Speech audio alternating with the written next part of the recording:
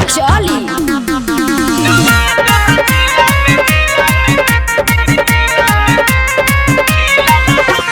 Music by Mantu Manish.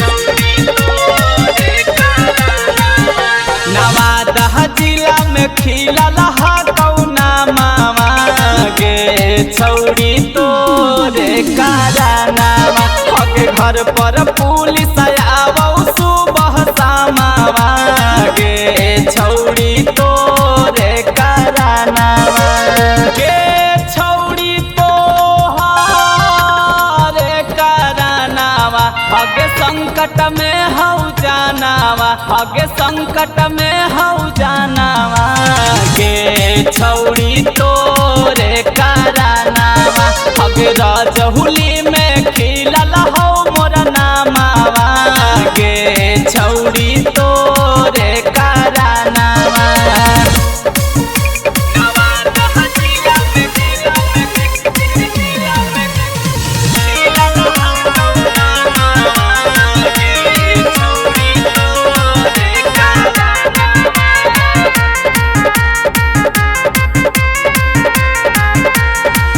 जहिया से बाबूजी तोर कर दिल कौके सगे हद सल हौ जुआ हमर लहगौ नहीं बे सगे।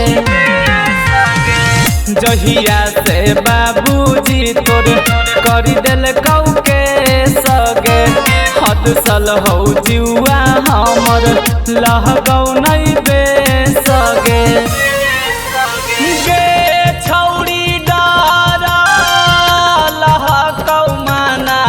घोटा तनई हौ खानावा घोटा तनई हौ खानावा गे छौरी तोरे कारनामा हग गया जिला में खिलल हौ मोर नामावा गे छौरी तोरे कारनामा।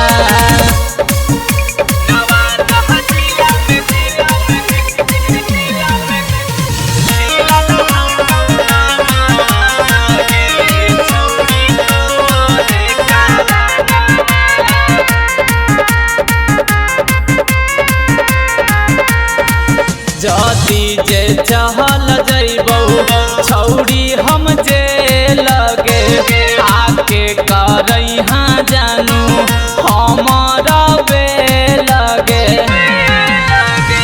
जदी जे चहल जइबौ छौरी हम जे लगे आके करैहा जानू हमर तू बे लगे।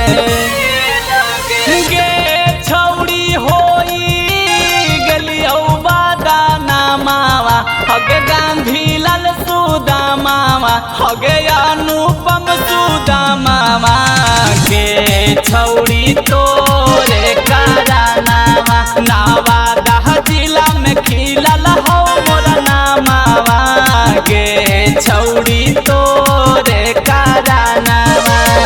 DNS music recording studio Rajauli.